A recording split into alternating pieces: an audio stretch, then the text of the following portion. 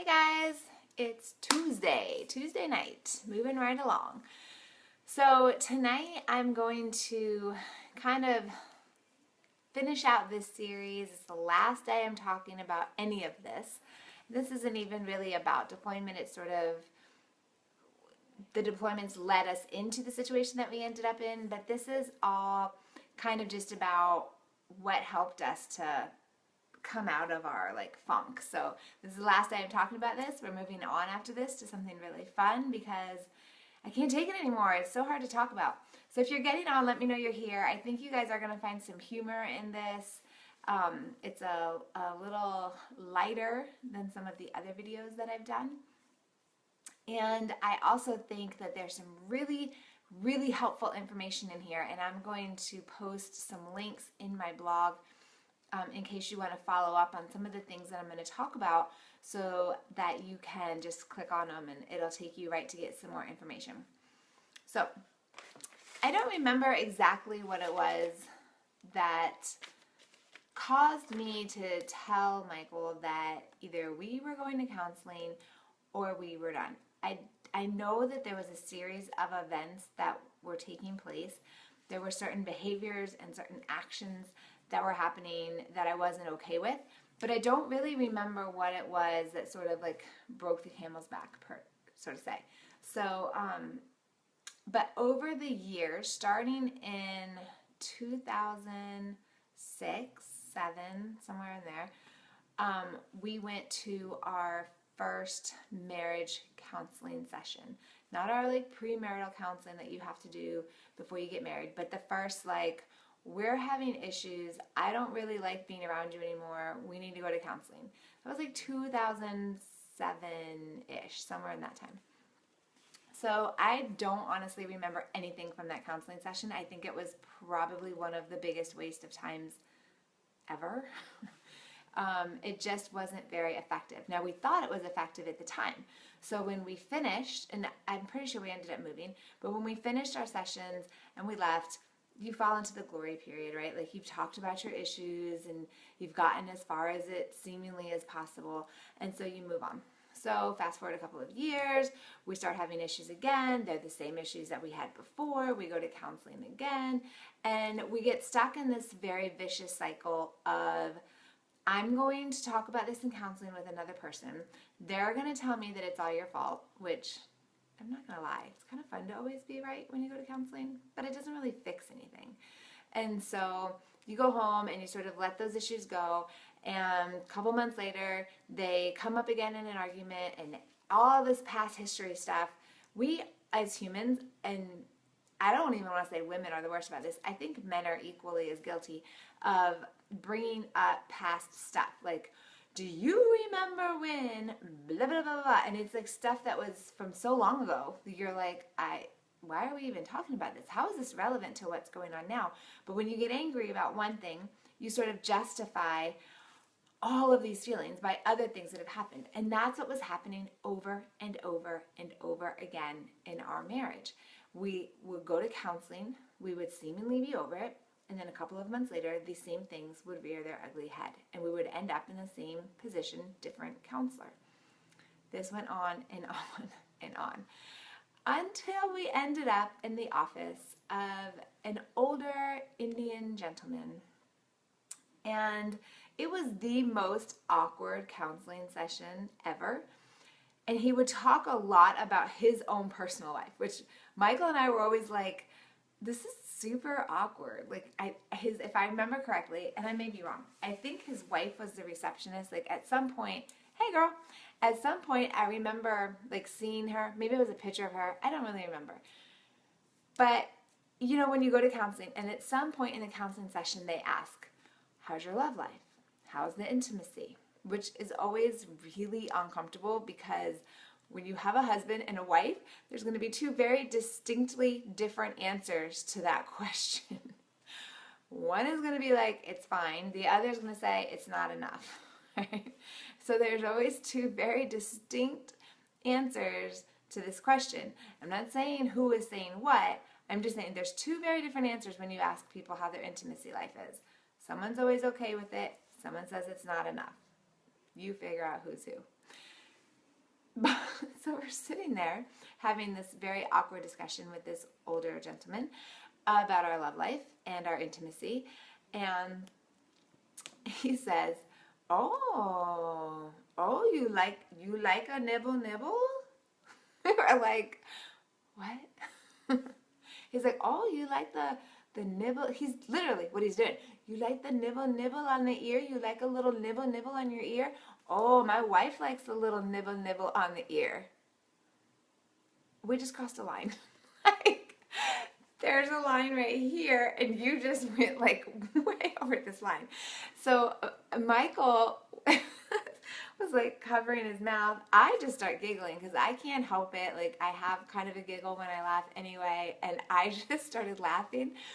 And he's like, oh yeah, you like it. My wife likes that nibble. Dude, shut up. Like, nobody cares what your wife likes. So he proceeds to carry on about what his wife likes him to do. And I'm like, this cannot be professional. It wasn't like too in depth. I don't want to be dramatic, but it was funny. We were cracking up about it. So we carry on through the counseling, major TMI. We carry on through the counseling session. We get in the car, and as soon as we shut the doors, we just started cracking up laughing. I'm like, oh, you like a nibble on your ear. So still to this day, I'm like playing with the hanger down here. Sorry, it helps my nerves. Still to this day, and I'm trying so hard to think of when that was. So it was probably, I have to think by houses, that's how you know you're military. Maybe 2009.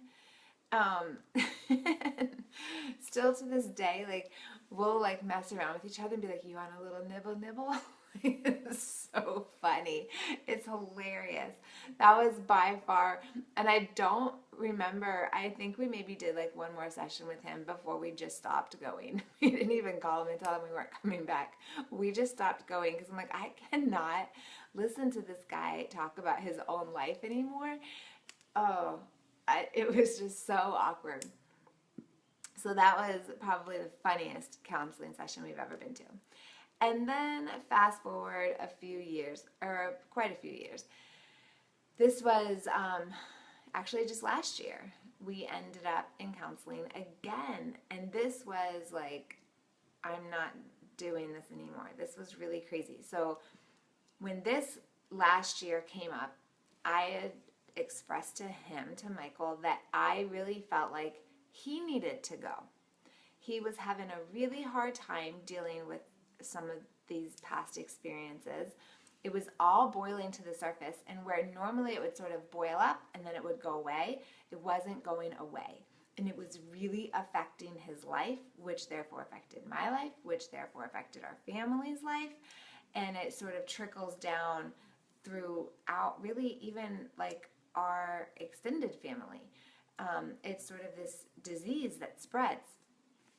And so I was like, listen, this is not okay. Something has to change. So he goes to counseling. I don't know. They did some eye therapy thing. Maybe one day he'll talk about it. I don't even know what it was. And he's like, better. She deems him to be better. And I'm like, better? How can you be better? She hasn't even seen you like during the time of year when all these triggers happen. So how can she say that? It like made me angry. I'm like, this girl doesn't know what she's talking about. You're not better. It's just a good season for you. She hasn't seen you through the storm. Regardless, I was like, okay, listen, we need to go together. We need to go together. Like, we need to be able to work through these things together. So he went, and then we decided to go together. So super awkward because we go in, and I'm like, God, here we go again. Like, we could literally answer these questions, the first session questions, before they were even asked, because we have done this over and over. It's like the cycle that I talked about. It's just a big circle, right? So we've gone through the circle so many times. I'm like, here we go again. So irritating. So I really liked the lady. Like, she was super, super sweet, and I liked her office because it was decorated really cute, and I liked that. And so we're sitting there on her, super comfy leather chair, and we go through this whole session. Of course, I'm going to get a dry throat. We go through this entire session, and I was like just putting it all out there. Like, if you're going to see us, you need to like hear, let me just dump on you really quickly. In the hour that we have, I'm just going to like vomit our relationship, everything that's ever happened, everything that makes me angry. Like, I'm just going to bleh right here at you. So that's what I did. And we get home, and Michael, it was like a couple of days later, he says, I feel like there's something I should tell you. Now, if you know my husband, he doesn't really ever tell me anything. He doesn't talk. He's pretty quiet. And so when he says stuff like that, it makes me so nervous. The first thing I think is, crap, what did I buy? Like, what did I spend money on? The second thing I think is that like he's done something. Like, what is so bad that he feels like he has to tell me? So we were standing in the kitchen. I was like, okay, tell me. And he says, well, I feel like it's really unfair if you don't know that the counselor we're seeing is the same counselor that I saw individually. My initial reaction was, well, why would I care? I don't care at all. And then I started thinking about the things that I had been telling her. And then I started to get angry. And I started to feel a little bit betrayed. And I was like, you know what? I feel so awkward now because she already knows his past. Like, they've worked through that stuff. So she already knows him. They already kind of have this relationship. I didn't know that. Nobody told me that whenever we sat down in her cute decorated office in her leather chair.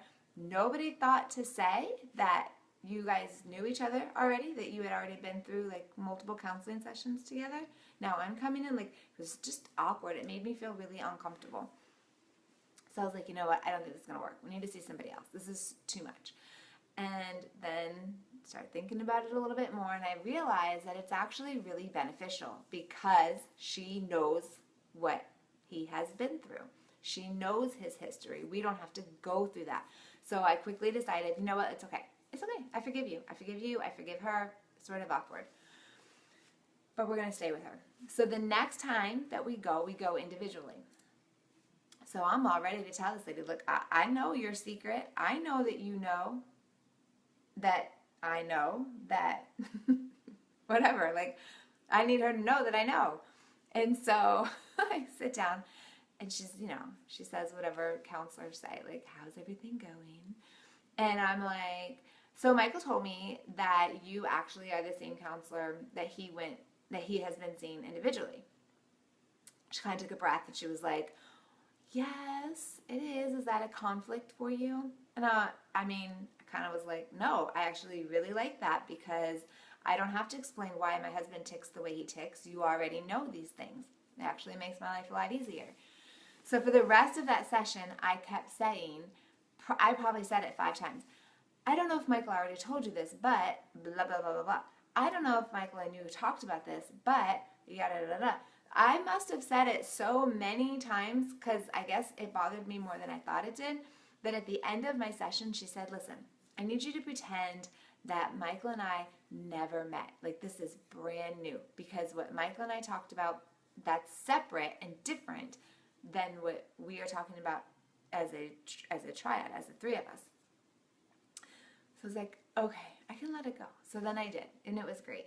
So we did what's called the Gottman Method. And this I'm going to link in my blog, so you can just click on the picture and it will pull it up for you. But it's called the Gottman Method. Now, because we were getting ready to PCS, we didn't have time to get all the way through the steps in this like counseling series. But I'm going to tell you the steps that we did do because it is huge. And if you ever need any kind of counseling or help in a relationship, whether it's like an intimate relationship, a friendship, a family member, a coworker, this should be your go-to. I'm going to give you like really awesome information here. Like I said, I'll link it in the blog so you can just click on there and it will take you straight to their website. So basically what we had to do was we had to sit down separately apart from each other at whatever times. We had like a week to get it done. And it was about 30 to 40 minutes of these questions that you go through on the computer. You answer these questions. What I hate about these tests, I feel like it asks the same thing, like 10 different ways. So you're like, how did I answer it before? I don't really want to answer it differently. But the way this is worded, it makes it a little differently. You kind of feel like you're taking a standardized test. But you get through the test, you hit submit, and that's it. You don't have to think about it anymore. When we went back to her, she had this printout of like his and mine and ours together. And what it does is it tells you what in the relationship, what are your strengths, what are your weaknesses, what are your fears, like basically what direction are you headed. And what she said was based off of this test, just looking at it black and white, they can tell with about an 85% accuracy whether or not you're going to stay married. And that's freaking scary. So of course you want to be like, well, hell, can you tell me? Because if 85% odds are that we're not going to stay married, can we go? Like, I'm kind of hungry. Like, do we really have to sit here for all of these sessions? If there's an 85% chance we're not going to work out, could you give us a heads up? Like a little, like, you're good. You can just go ahead and like cut the chain here. She wouldn't do that. She didn't actually think that was funny. So we continued through our sessions. What was amazing about it was when she gave us our results back, it was like to a T. When she said, like, Michael's concern is that you're not working full time anymore. Michael's concern is financial. I was like, yes, it is. My concern was like lack of emotion, lack of attention, lack of communication. Well, ding, ding, ding. Like, you just nailed them on the head. Everything to a T. There was only, I think, one or two things that she said, like, that were as a couple we had issues with, that we both were kind of like, I don't really know that. It's not really that big of an issue. But the thing about those kind of tests is that maybe it is an issue and you just don't even realize it yet. And once you start digging a little bit deeper, then it comes to fruition. So, whatever. Anyways, what was cool was as we progressed through these sessions, you learn to communicate with each other. So this is so incredibly hard. Basically, what happens is, in the first time you have this like communication session, Michael got to go first. So she hands me like a notebook and a pen and a list of questions. And so she basically tells me that I am not allowed to reply to anything he's saying. Nothing. No, nothing. Not even with my face. Not even like a stank eye. Like, you're not allowed to respond in any way. But you can write down ideas, you can write down your thoughts, and you can write questions. But do not say or respond in any way. So this is how I respond without responding. I did that a lot. Like, that was my non-response response, like, so that he knew I was getting irritated. And so, if you've ever had someone tell you what their problem is with you, and you are not able to respond, it is really hard. Really, really hard. Because you want to defend yourself. You want to say, yeah, I'm doing that, but I'm doing that because, or I'm acting this way because, and if you didn't do this, I wouldn't. That's how arguments go, right? You don't get anywhere like that. So you just have to write down all your ideas. So Michael goes first. He says, like, whatever his issue is with me. I'm like scribbling like a maniac. I'm just like, everything that he's saying, I'm like, this is like crap. This is not right. This is why I'm doing this. I mean, I was like a mad woman, like just writing down my defense. And I couldn't say anything. So he gets to go. For as long as he wants to talk, he can talk. Super annoying. So he gets done, and I'm like a prosecutor. I'm like, and she says, oh, we're not responding today. Excuse me? He just bashed me for like 20 minutes, and I don't get to defend, this is literally what I said to her. I don't get to defend myself? And she says, no, we're not to that step. You're not ready for that step yet. I'm like, I'm ready for that step. He may not be ready to hear it, but I am ready for that step. Wasn't allowed to say anything. Had to put the paper down. Okay, I'm going to do this your way, lady. So then I get to go. So then I'm going to go through what mine was. I don't remember what it was that day, but I'll go through another example in a minute. So then now I'm like fired up, like, oh, you want to come at me like that and I can't defend myself? Okay, let me tell you what my problem is. You can only pick one thing, by the way, which is also very difficult. So I start telling Michael, like, well, I don't like this, and I don't remember what it was. Whatever. I run down the whole list. I'm sure I talked for like 20, 25 minutes about everything in that particular subject that I didn't like. I had a lot to say. he can't respond, which he doesn't ever respond to anything anyway. So it wasn't really shocking that he didn't have anything written on his paper, because this is kind of how he is. He kind of takes it in. He hears about 2 seconds of what I say. He tunes me out, and that's how our conversations go. So then we're done. Like, that's it. We're done. We get to get in the car and we get to go home together. We're not allowed to talk about it. Like, that was the rule. Don't talk about it when you get in the car. Don't talk about it when you get home. You're not allowed to talk about it at all. That's so hard. So I get in the car and I'm like irritated. I'm irritated about what he said, but I can't say anything. And I really kind of want to elaborate on what I had said, but I can't say anything. So we go the whole week, go back again. So you do this a couple of times, and each time you have a new issue. And so I'm getting like, how do we resolve this issue? Like, how does this actually matter? How does this matter? Which brings me to step 2. Step 2 is you have your list of things, and she had given me a list of questions. So when Michael's finished speaking, I am allowed to only ask questions. I am not allowed to defend myself. I'm only allowed to ask questions. And the one question that really stood out more than any other is, what is the worst thing that could happen if? So I remember one of the things that Michael had an issue with was he felt like I told my mom everything about our relationship. I think a lot of women do that. But that was one of his issues that he did not like. It made him uncomfortable.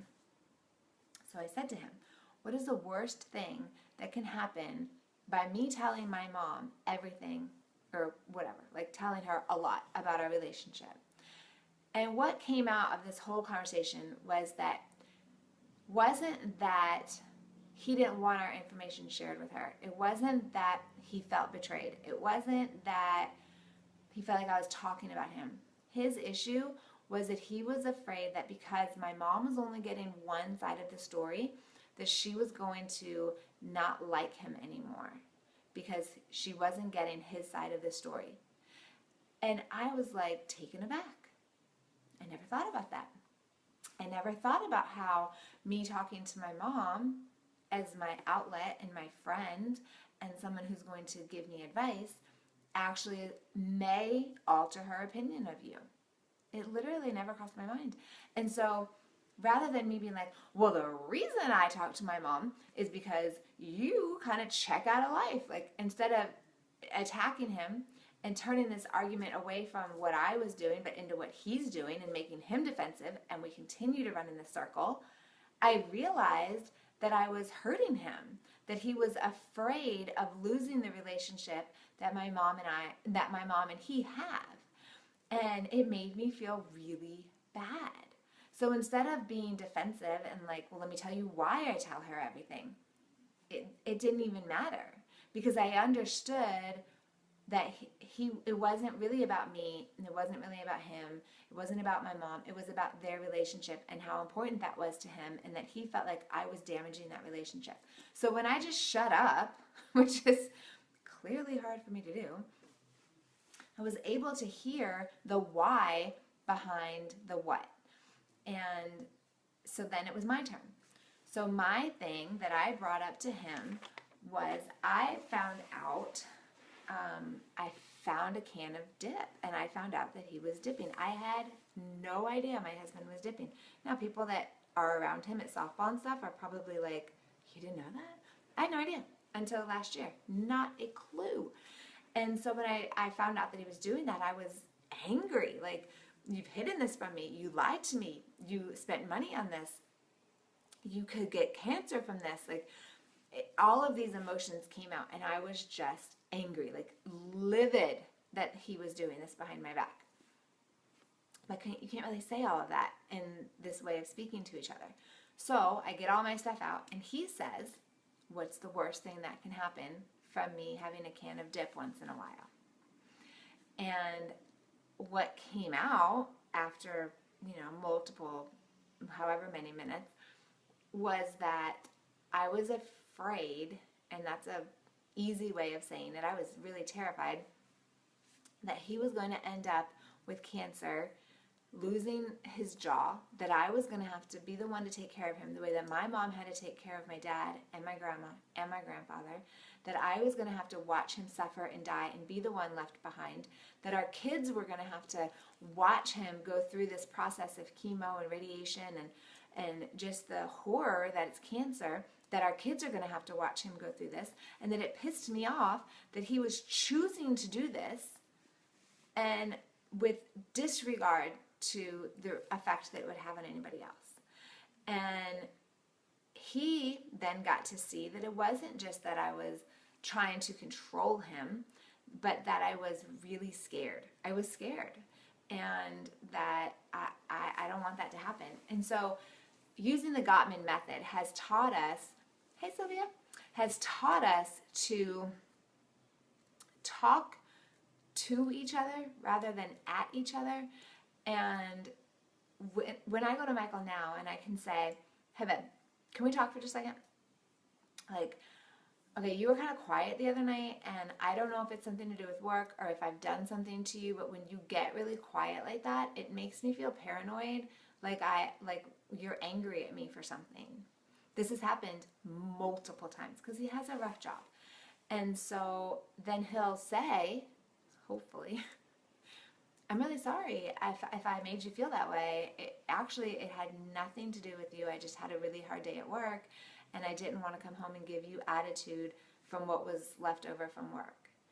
And previous to, it seems so simple, right? It seems like, well, why weren't you guys doing that all along? But previous to this, if he had just kind of shut down like that, I would have taken it personal, and I would have shut down then like, well, screw you. If you're not going to talk to me, I don't need your attitude. I didn't do anything wrong. And like, I would have gone about my business. And the more time that had gone by where he wasn't talking to me, the more angry I would have been.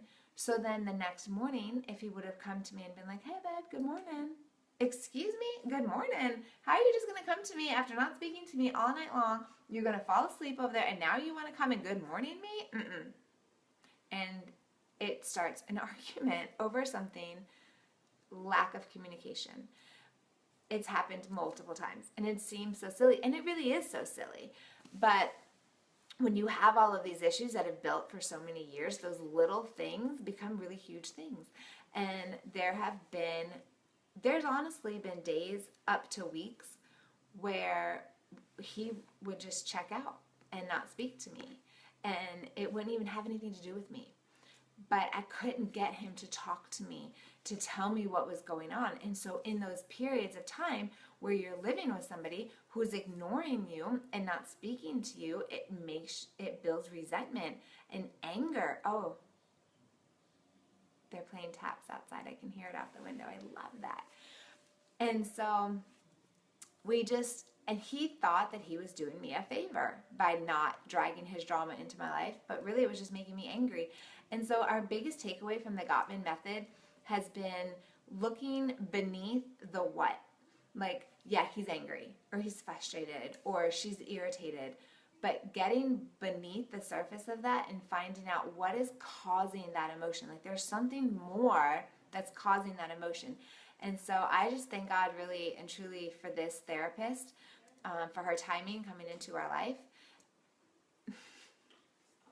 Yeah, it's live. I'll be with you in a minute. For coming into our lives. And we didn't get to finish the whole thing because we had to PCS, we had to move. But it really has helped us so, so much. And I really just beg you, if you are in either a relationship, a friendship, family members, my battery's low, co-workers, whatever the situation is where you're having a hard time with somebody, this is such a great method to use because it forces you to shut up and listen to what somebody's saying and not just hear them, but when they say, like, it really bothers me, I'm trying to think of something. It really bothers me when you recklessly spend money. You have to listen to the why. Is the why because they grew up not having any money and they're afraid of what it's going to be like if they don't have money again? Is the why because they have a vacation planned for you that you don't know about and they're trying to save that money? Like, When you talk to people, you have to get beneath the what. People are going to just express their emotion. They're going to tell you what it is that makes them angry and what it is that irritates them, and they're going to attack you. And as hard as it is, sometimes we have to just shut up. We have to shut up and we have to listen to what they're saying, and we have to find what it is underneath that. Why? Why are they angry? Why?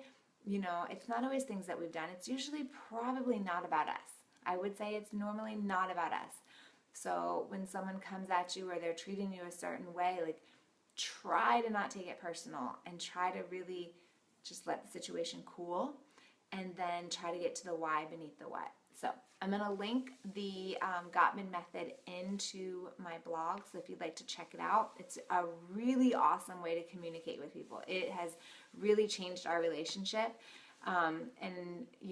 I try to remember to use it when I'm talking to the kids, because if you have teenagers or preteens, a lot of the times they're going to tell you the what.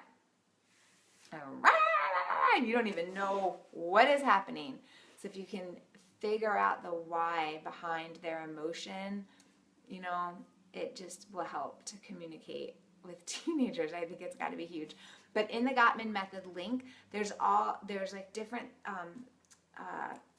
headers, and so you can click on there for the different kind of like relationship or whatever that you're trying to, like, there's couples, there's, I don't know. I don't want to tell you and be wrong. I'm going to link it. You guys can go check it out.